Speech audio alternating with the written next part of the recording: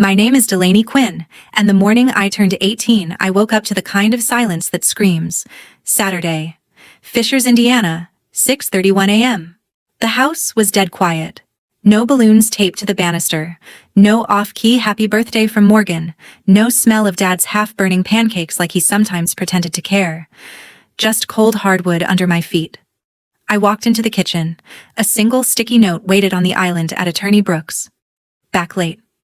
Stay quiet. My phone buzzed. Morgan's text from 5:09. We're handling something important. Just chill today, sis. I went straight to Dad's office. A photocopied will lay half-covered under some folders. I flipped to the last page. My name, Delaney Quinn, slashed out in thick red marker. Below it, in Dad's handwriting, everything divided equally between Sandra Quinn and Morgan Quinn. My heart didn't race. It just went still, like someone flipped a switch to ice. I brewed coffee, opened my MacBook, and logged into the trust portal Grandma Evelyn set up years ago. The screen flashed green, Delaney Quinn, sole beneficiary and trustee. Authority effective today. I pressed call. Happy birthday, sweetheart, Mr. Harold Fisher answered instantly. I'm selling the house, I said. 12 hours. Wire transfer? Can you make it happen? 2 beats of silence. Then your grandmother wrote that clause for exactly this moment. I'm already pulling the files. I ended the call, inhaled once, and dialed Diego Navarro, the investor who's been low-balling this property since I was 16. Still want the house in Fishers? I asked. Name your price. Cash wire. Close today. If you're listening to this right now, tell me in the comments, what time is it, where you are, and has your own family ever looked you in the eye and chosen money over you? I read every single one. To understand why I felt nothing but cold clarity that morning, I have to go back 17 years. My real mother died when I was 11 months old. Stage 4 breast cancer diagnosed too late. Dad carried me through the cemetery in his arms, tears soaking my blanket, swearing no one could ever take her place. 11 months later, he brought Sandra home and said, "This is your new mommy now." I was still learning to walk. Sandra was pregnant before the wedding cake was finished. Morgan arrived the week I turned 2. Suddenly, I was the responsible big sister, while I still drank from a sippy cup. Sandra's favorite line became, "Big girls let their little sisters go first." So I went second. Always. Grandma Evelyn watched the whole thing with narrowed eyes. She saw Dad coming to her every few months with a new sob story about providing for my 2 daughters. When I was 10, she buckled me into her Lincoln, drove me to Mr. Harold Fisher's downtown office, and spent 3 hours signing an irrevocable family trust. She placed the 5-bedroom house on 116th Street, her brokerage accounts, everything inside it.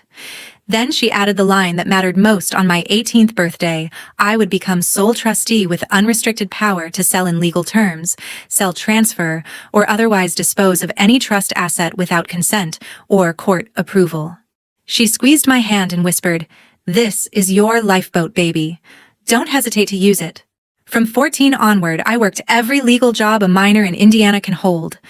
Babysitting toddlers on Lantern Road for $12 an hour, mowing lawns in 98-degree heat until my hands blistered, shoveling snow at dawn when the wind chill dropped below 0, tutoring algebra to 8th graders who paid in cash and Mountain Dew. At 16, I landed the evening shift at the Starbucks off Allisonville Road. Green apron, fake smile tip stuffed into an envelope marked House Fund. Every dollar went into the trust because Dad and Sandra needed a heated saltwater pool, a home gym with mirrored walls, quartz countertops, the white Lexus RX for Sandra cheer tumbling classes for Morgan's SAT prep courses. Morgan skipped a gap year apartment downtown when Morgan decided college wasn't her vibe. I paid because I thought if I gave enough, they would finally love me back. They never did. Morgan got Disney trips and sweet 16 parties with live DJs. I got a grocery store sheet cake and a forced smile in photos. Morgan posted with the caption, "Best fam ever." When Morgan totaled her Jeep at 17, I covered the insurance deductible from my graduation money. When Morgan wanted to find herself in Broad Ripple for 8 months, I paid the rent on her studio so Dad wouldn't have to touch his 401k high. Grandma Evelyn started forgetting names when I was 15. The last time she recognized me, she grabbed my wrist with surprising strength and said, "They'll try to take everything that's yours. Don't let them." She passed 3 years ago. I promised her grave I wouldn't. Every double shift, every skipped prom, every swallowed tear was me quietly loading ammunition they didn't know existed. They assumed the trust was some boring legal paperwork that would stay locked until they were ready to cash out. They were wrong. And this morning, the second the clock hit midnight, the lock clicked open. The coffee had gone cold in my hand, but I barely noticed. I snapped photos of every page of the photocopied will, the red slashes across my name burning into the screen. I attached them to a message for Mr. Fisher. They just erased me. My phone rang before I even locked the screen. Delaney. His voice came low and steady. Section 7B is airtight. Your grandmother made sure of that. As of 12:01 this morning, you can sell the real property today. No notice, no signatures, no court. I pulled up the trust portal on my laptop. Balance $4,310,000. Current appraised value of the house $1,350,000. I shot him a follow-up text, send the full trust document. Now. While the file downloaded, I opened the banking app and scrolled 5 years back. Every transfer I had signed for every withdrawal Dad and Sandra told me was for the family. $168,000 for the saltwater pool and mirrored gym. $74,000 for Sandra's white Lexus. $112,000 wired to Morgan's various college funds, cheer camps, and the Broad Ripple apartment she abandoned after 4 months. I screenshotted every single line, dropped them into a folder titled Evidence, and emailed it to myself on 3 different accounts. The printer in Dad's office still had ink. He used it for quarterly tax packets. 48 pages slid out warm. I stapled them, slid the stack into a manila envelope, and wrote my name across the front in thick black Sharpie. I called Diego Navarro. He picked up on the second ring. Delaney Quinn. Been waiting for this call. $1,280,000, I said. Wire transfer. Close today. Silence for half a beat. Then I'm in Indianapolis right now. I can be in Fisher's in 25 minutes. Title company owes me favors. We'll make it happen. I gave him Mr. Fisher's direct line and hung up. Next call was to the locksmith on 131st Street who advertises same-day smart lock installs. I booked the first available slot. Then I reserved a 10-foot U-Haul for personal items only. I wasn't touching their furniture, their cars, their memories. Just the things that actually belonged to me. I walked upstairs to my room, pulled 2 suitcases from the top shelf, and started with the only photo album Mom ever appeared in. Then Grandma Evelyn's handwritten letters, the ones she mailed me every birthday after her diagnosis. I folded my Purdue acceptance hoodie, the one I bought with my own money, and tucked it on top. My laptop external drive, the worn-out teddy bear Grandma won for me at the state fair when I was 7. Everything else could burn for all I cared. I carried the suitcases downstairs, set them by the garage door, and opened the trust portal again. I initiated the wire instructions for Diego's deposit, $100,000 earnest money, non-refundable, due within the hour. The confirmation pinged instantly. Mr. Fisher texted, title company confirmed. Cash deal, no financing contingency. They'll have clean title ready by 4 p.m. You're the seller and the trustee. Indiana law lets you sign both sides. It's done. I exhaled for what felt like the first time all morning. I walked through every room one last time. The kitchen island where Sandra criticized my cooking. The living room couch Morgan spilled nail polish on and made me pay to reupholster. The backyard pool I cleaned every weekend while they lounged with friends. I took nothing. I left everything exactly as they deserved. My phone buzzed again. Diego wiring Ernest now. See you soon. I slipped the envelope with the trust documents into my backpack, grabbed my keys, and stepped onto the front porch. The spring air smelled like cut grass and freedom. The house wasn't theirs anymore. It never really was.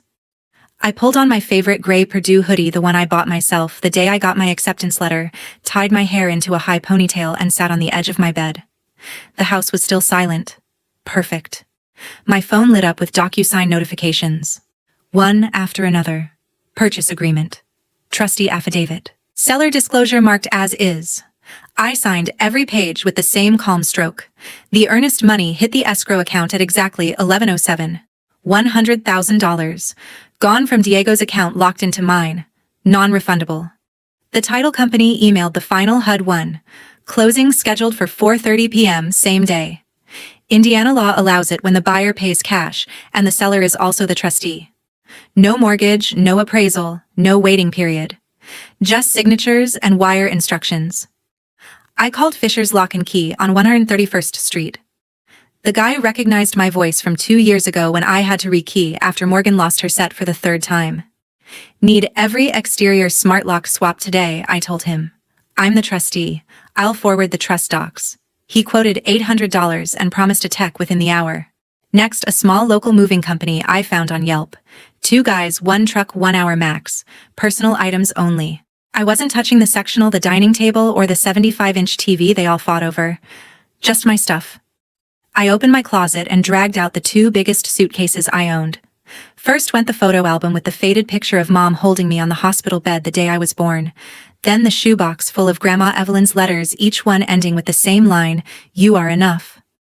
I added my high school yearbooks, the Purdue hoodie collection, every pair of jeans that actually fit, and the ancient MacBook covered in stickers.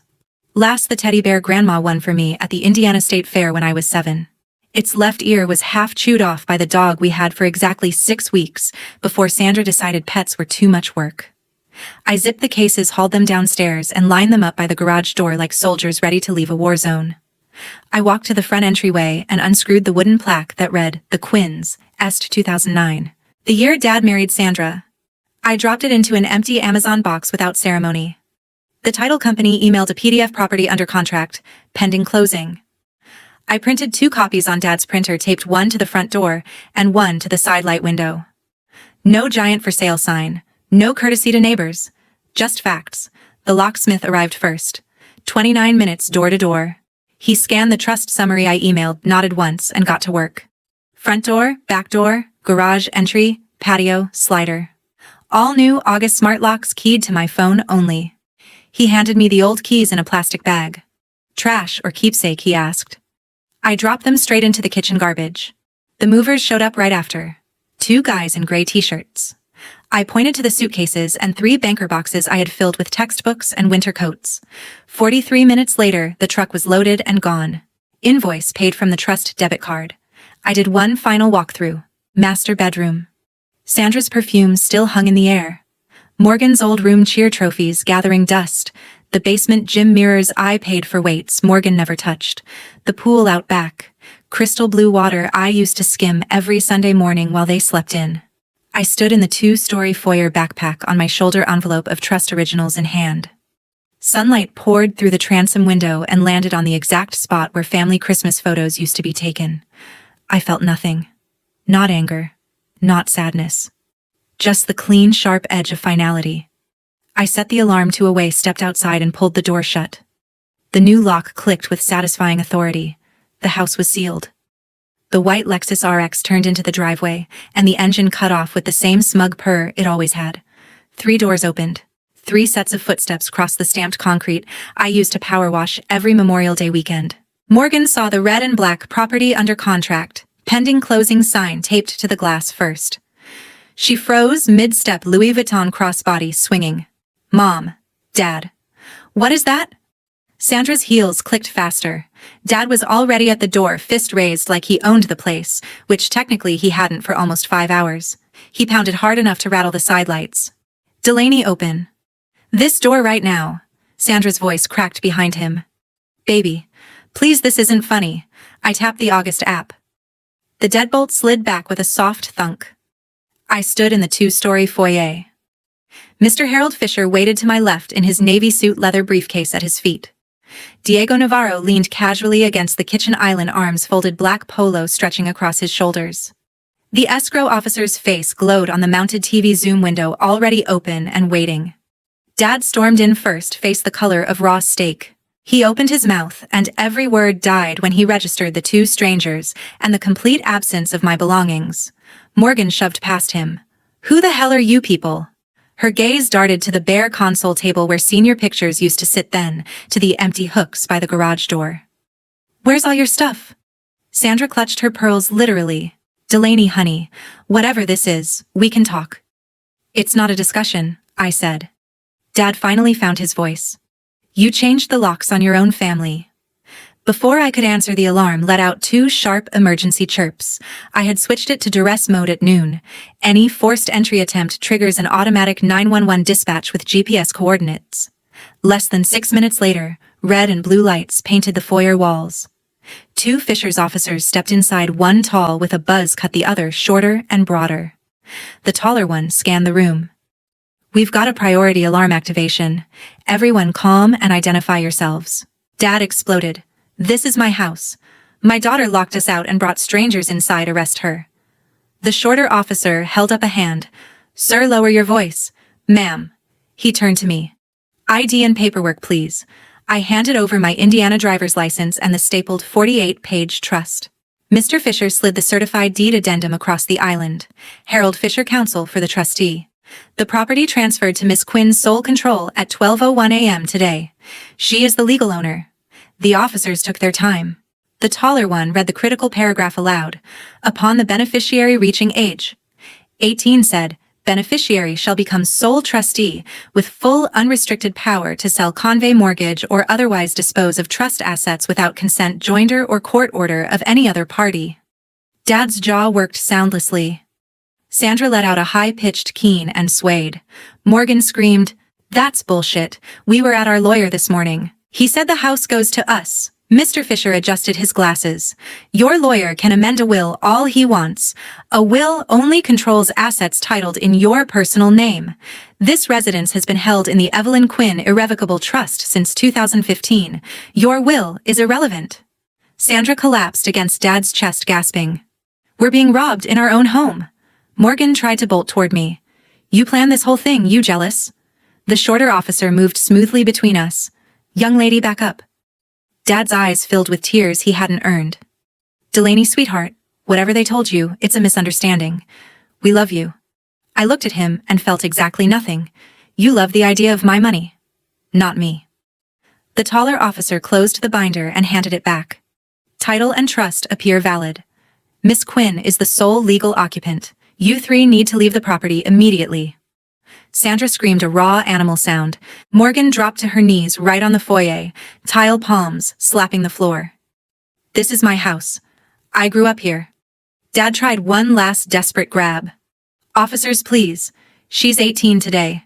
She's upset. Give us a chance to talk as a family." The shorter officer shook his head. "Not on this property, sir. You have 15 minutes to collect personal belongings. After that, anyone remaining will be removed." Morgan was openly sobbing now, crawling toward the staircase like a toddler. Sandra had to be half carried by Dad toward the master bedroom. I heard drawers slamming, zippers ripping, Sandra's broken wails echoing down the hallway. I stayed exactly where I was, arms loose at my sides, watching the clock on the cable box tick. 4:59, 5:05, 5:12. They came back down carrying 3 overnight bags and 2 purses, faces streaked and swollen. Dad paused at the threshold, shoulders shaking. Sandra wouldn't look at me. Morgan did, eyes full of pure hate. The officers escorted them to the porch. The taller one spoke quietly into his radio. The front door closed with a final soft click. Through the sidelight, I watched Dad fumble the key fob, drop it, pick it up with trembling fingers. Sandra folded herself into the passenger seat like a broken doll. Morgan climbed in back and immediately turned her face to the window. The Lexus reversed down the driveway, tires crunching over the same gravel that used to scrape my knees when I learned to ride a bike. I didn't move until the taillights vanished. The title company's Zoom link flashed on the 75-inch TV I never liked anyway. The escrow officer's face appeared crisp and professional. "We're ready to record whenever the seller is." Diego sat across from me at the oak dining table that used to seat 7 on Thanksgiving. Mr. Fisher placed the closing binder between us like a referee. I opened the laptop, angled the camera, and hit record for my own records. The escrow officer walked us through the final HUD 1. Purchase price $1,280,000. Earnest money credited. Balance due $1,180,000. Diego tapped his phone. A notification pinged on the trust account. Wire received. 4:47 p.m. on the dot. I signed the warranty deed with the same black pen I used for my Purdue application. Trustee signature line. Seller signature line. Both mine. 11 minutes from start to finish. The escrow officer smiled. "Congratulations, Mr. Navarro. Recording confirmed with Hamilton County. Keys are yours." Diego stood stretched and shook Mr. Fisher's hand. "Pleasure doing business." Then he looked at me. "I'll have my crew here Monday to change everything over. Take your time leaving." He walked out the front door without another word. The officers stepped back inside. Clocks ticking. 15 minutes. Sandra's knees buckled. She grabbed the doorframe to stay upright, nails scraping paint. Dad's face had gone gray, the color of old dishwater. Morgan spun in a slow circle, eyes bloodshot, taking in the empty shelves, the missing photos, the silence where her life used to echo. Dad found his voice first. "Delaney, you can't do this to us." I met his stare. 12 hours ago you stood in Attorney Brooks's office and erased me from the will. I'm only doing what Grandma Evelyn made legal the second I turned 18. Sandra let out a broken sound, half sob, half scream. "You ungrateful little." She lunged, but Dad caught her wrist. Morgan dropped to the floor, palms flat on the hardwood she used to practice cheer routines on. "This is my home," she whispered, voice cracking. "Where am I supposed to go?" I didn't answer. Dad tried again, softer. "We can fix this. We'll rip up the new will. You'll still get your share. Just don't take the house." I almost laughed. "You think this is about my share? You think I want a piece of what you were willing to steal?" Sandra slid down the wall until she was sitting on the floor, mascara smeared into black streaks. "I'll kill myself," she said suddenly, voice hollow. "If you do this, I swear I'll kill myself." The taller officer shifted his weight. "Ma'am, that's not helpful right now." Dad knelt beside her, whispering promises I couldn't hear. Morgan crawled over and curled against Sandra's side like a child half her age. I stayed standing. Minutes bled away. They moved like ghosts, grabbing purses, laptops, a few changes of clothes stuffed into Louis Vuitton duffels that suddenly looked ridiculous. Dad tried one last time, holding out his phone. "Call the title company. Tell them it was a mistake. We'll pay you whatever you want." I looked at the screen, then at him. "I don't want your money. I want what was always mine." The officers cleared their throats. "Time's up." Dad helped Sandra to her feet. She was shaking so hard her teeth chattered. Morgan refused to look at me as they shuffled toward the door. At the threshold, Dad paused, shoulders sagging. "I'm sorry," he said so quietly I almost missed it. I didn't reply. They stepped onto the porch. The officers followed, closing the door behind them.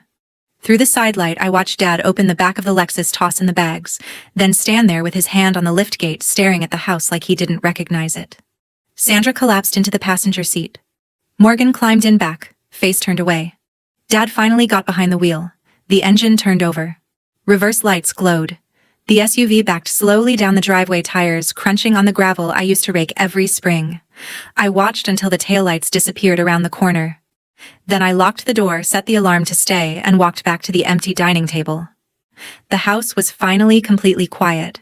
My silver 2025 Honda Civic, paid in full from the trust, rolled past the old neighborhood for the first time in 8 months. I didn't plan it. I was just taking the long way back from the aerospace engineering lab on campus, the one that smells like jet fuel and ambition. The cul-de-sac looked smaller. The maple trees had grown, but everything else felt shrunk. Diego had painted the house charcoal gray with white trim. A new black Range Rover sat in the driveway instead of the white Lexus. The basketball hoop Morgan begged for at 14 was gone. In its place stood a sleek metal sculpture that probably cost more than her first car. I slowed to 20 miles an hour without meaning to. My phone buzzed on the passenger seat, 7880 unread messages from numbers I blocked the day I left. Morgan had created new accounts on every platform, sliding into my DMs with variations of, "You ruined my life," and "Dad's drinking again." I never opened them. I just kept hitting block. I lived in a one-bedroom off Chauncey Avenue, now 3rd floor, west-facing windows that caught the sunset over the Wabash. Rent was $2,200 a month. I paid the entire lease up front. The trust let me distribute up to $2,100,000 to myself as beneficiary without tax penalty, as long as it was for education or health. Purdue's aerospace program cost about $30,000 a year in-state. I paid 4 years in full, the week I moved in. The rest covered books, food, and the quiet certainty that no one could ever take it away again. Dad and Sandra ended up in a 2-bedroom apartment off Fall Creek in Geist, the cheap side near the reservoir, where the buildings all look the same. No equity left to refinance, credit wrecked from missed payments once the house vanished. I knew because the trust still got the annual tax statements. Dad's FICO had dropped below 600. Morgan quit Ivy Tech after 1 semester. She waitressed full-time at the Chili's on 82nd Street, black polo, and forced smile tips barely covering her share of utilities. She tried Venmo requesting me 37 times before I blocked that too. The only person I still talked to from high school was Avery Chen, my lab partner since sophomore year chemistry. She knew everything. She never judged. We met every Thursday at Triple XXX for root beer and burgers, and she never once asked why I didn't go home for break.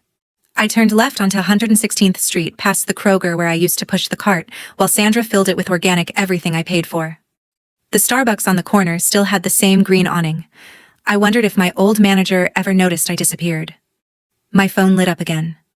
This time a text from an unknown number. "Please, Delaney. I'm pregnant. I need help.